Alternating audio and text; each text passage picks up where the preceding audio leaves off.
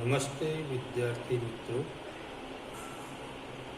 आज हम पिछले दो पीरियड में अलंकार के बारे में जानकारी हासिल की थी।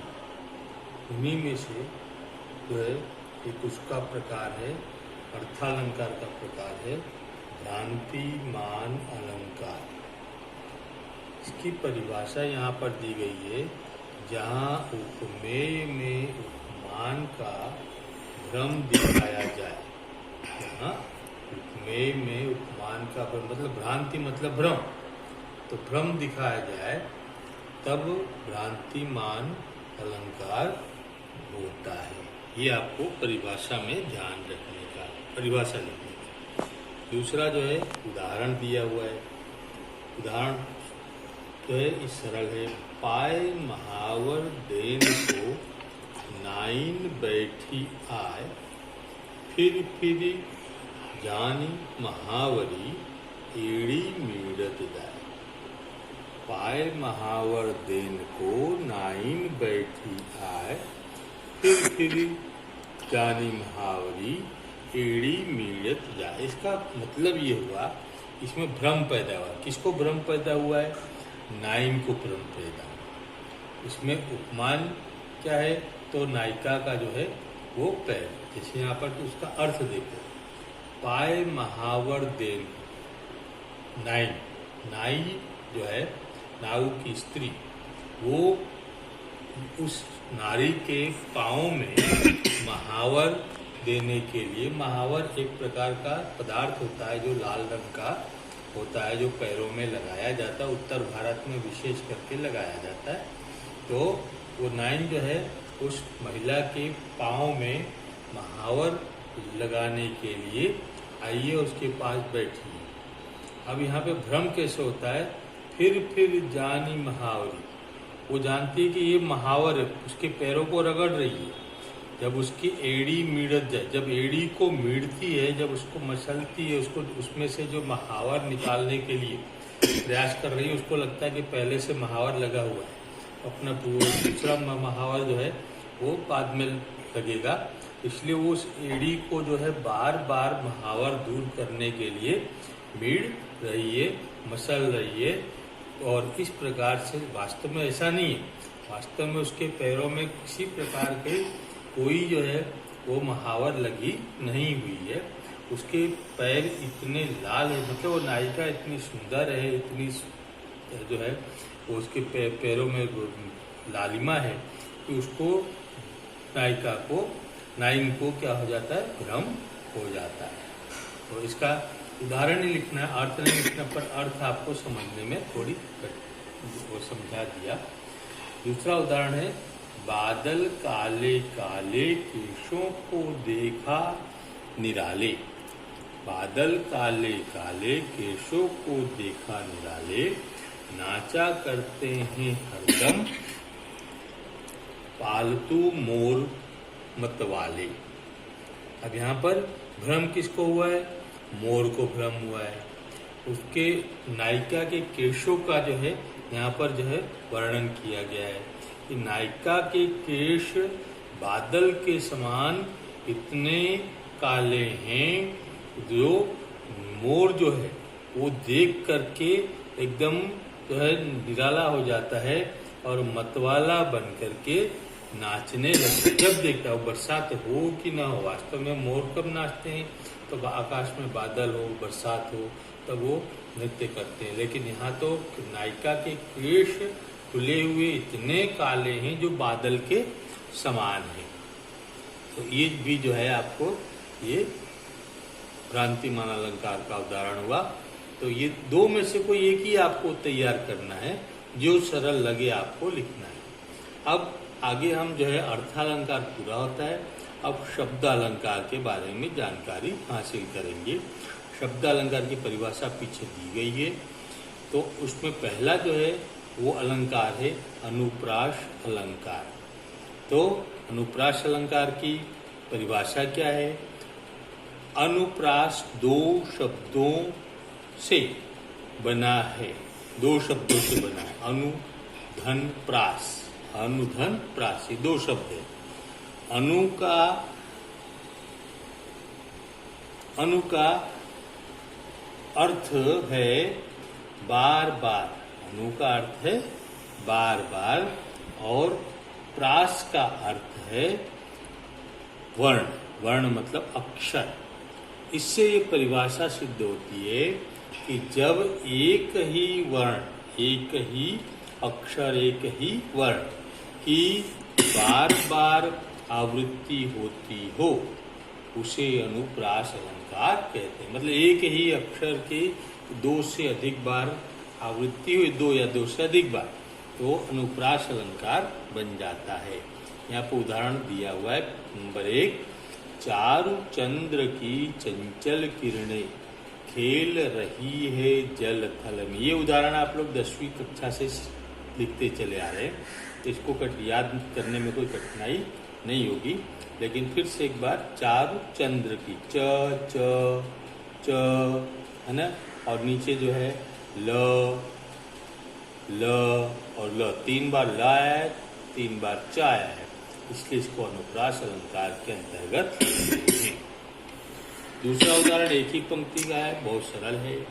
मुदित महापति मंदिर आए, मुदित महापति मंदिर आए। इसमें देखो कितने हैं, पहला अक्षर ही म और म, इस प्रकार से 3 बार आने से ये अनुप्रास अलंकार का सुंदर उदाहरण है। एक उदाहरण अपने पीछे पढ़ चुके हैं, उसको मैंने यहाँ लिख दिया है। तरनी तनूजा तट तमाल तरुवर बहु छाए। तो इसमें त इसकी कई बार आवृत्ति हुई है। ये अनुप्रास अलंकार थी। वो जो अपने अलंकार पढ़े थे उसमें भी उदाहरण कर सकते हैं, यहाँ पर भी उसको लिख सकते हैं। दूसरा प्रकार है शब्द अलंकार का यमक अलंकार। जिस अलंकार में एक शब्द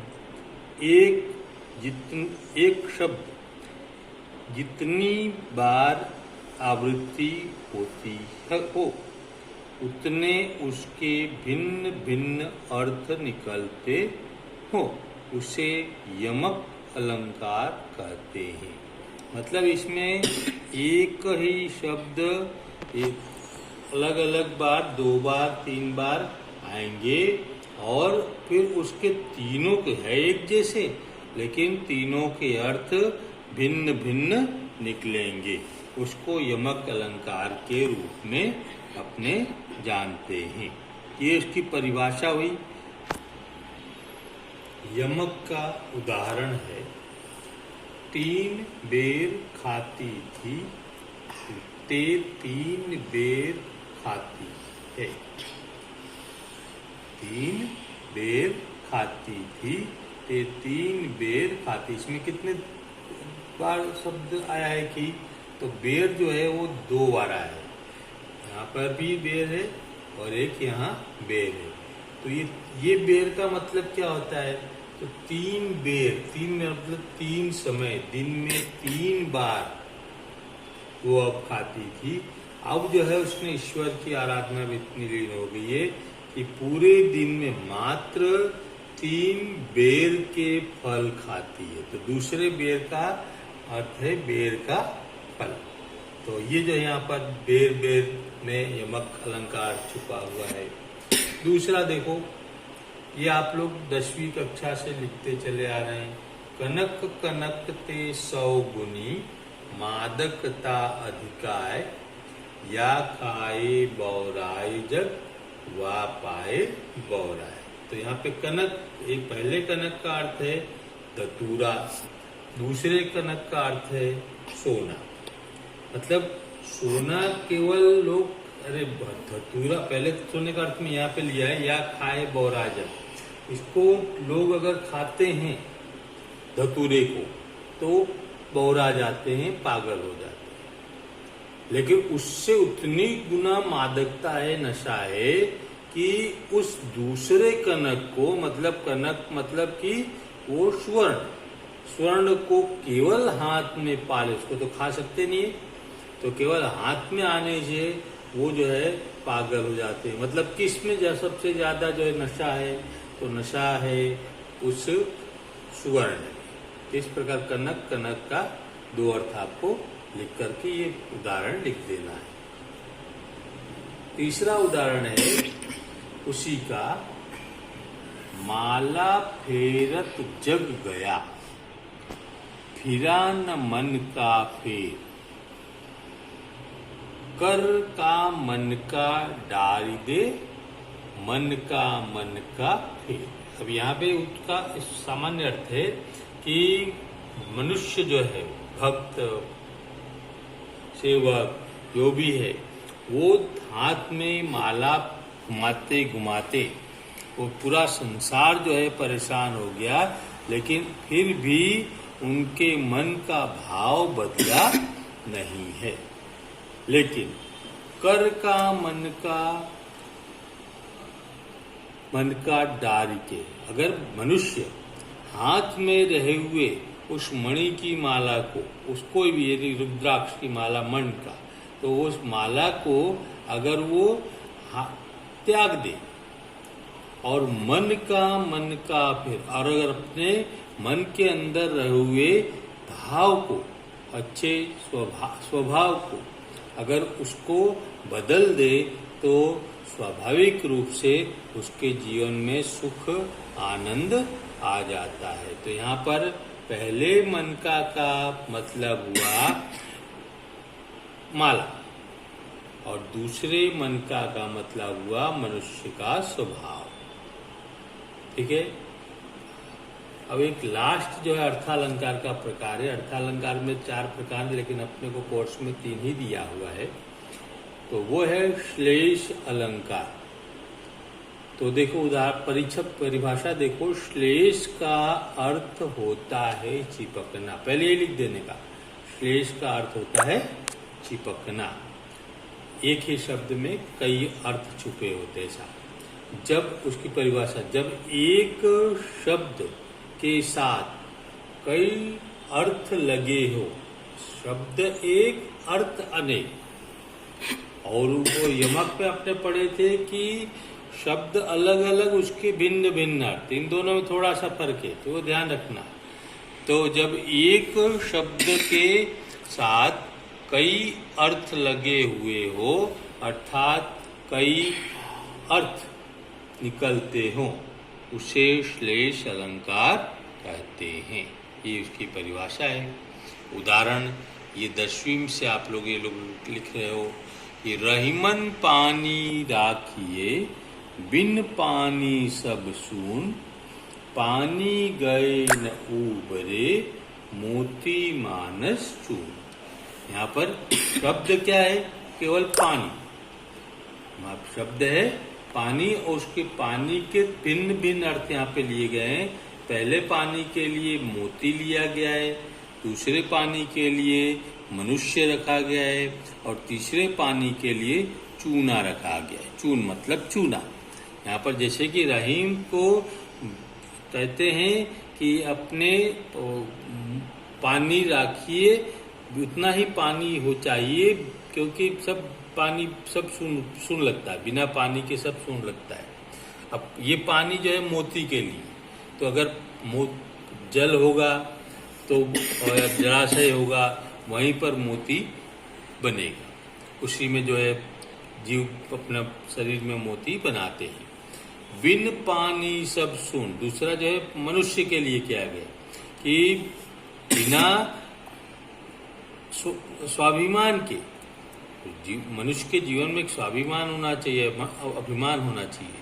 तो बिना स्वाभिमान के उस व्यक्ति के लिए सब सुना है, गहरा गहरा कोई भी जो उसको लताड़ देगा।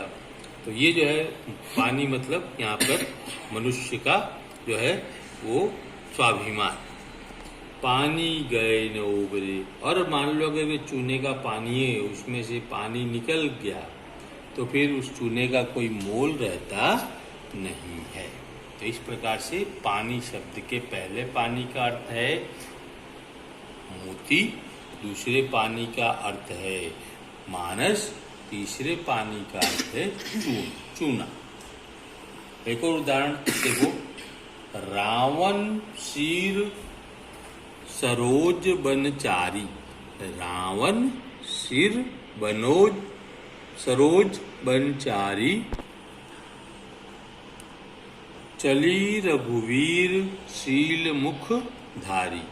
यहाँ पर जो है शील मुख, ये शील मुख है, उसमें जो है वो श्लेष छुपा हुआ है कि रावण जो है जिसके सिर 10 सिर है, रावण सिर सरोज, सरोज मतलब कमल, कमल रूपी वन को में जो है रघुवीर ने, श्री राम ने बाण और भ्रमर, शीलमुख मतलब बाण और भ्रमर, तो बाण रूपी भ्रमरों की वर्षा कर दी। सुबरन को खोजत फिरत कवि व्यभिचारी चोर। सुबरन, यहाँ पे सुबरन जो है वो एक बार आया, उसके 3 अर्थ हैं। एक सुबरन मतलब यहाँ पर अच्छे शब्द और दूसरे सुबरन के लिए व्यभिचारी। व्यभिचारी मतलब जो पात की किस्म के व्यक्ति होते हैं, दुष्ट किस्म के व्यक्ति होते हैं, उनकी वे किसको ढूंढते हैं? तो ये सुवर्ण वाली स्त्री, अच्छे वर्ण वाली स्त्री। तो दूसरे का अर्थ हुआ अच्छे वर्ण, अच्छा रंग, अच्छा रूप। और चोर, चोर किसकी तलाश में रहते हैं? तो चोर हमेशा सोने की तलाश में रहते हैं। तो यहाँ पर उस सुवर्ण का अर्थ लेंगे सुवर्ण। इस प्रकार से जो है आपको ये लिखना है और आज आपका अलंकार पूरा होता है। आप लोग उसकी तैयारी करोगे। नोटबुक में जितना भी मैंने ग्रामर लिखा है उसको जरूर लिखोगे। लिखना जरूरी है और उसको याद करना भी जरूरी है। परीक्षा में इसमें से भी पूछा जा सकता है या तो फिर पाठ में से भी पूछा जाएगा, लेकिन हमको पूरी तैयारी करनी है। ये मैंने आपको 4 नंबर का अलंकार जो है उसकी तैयारी करवा दी है। धन्यवाद।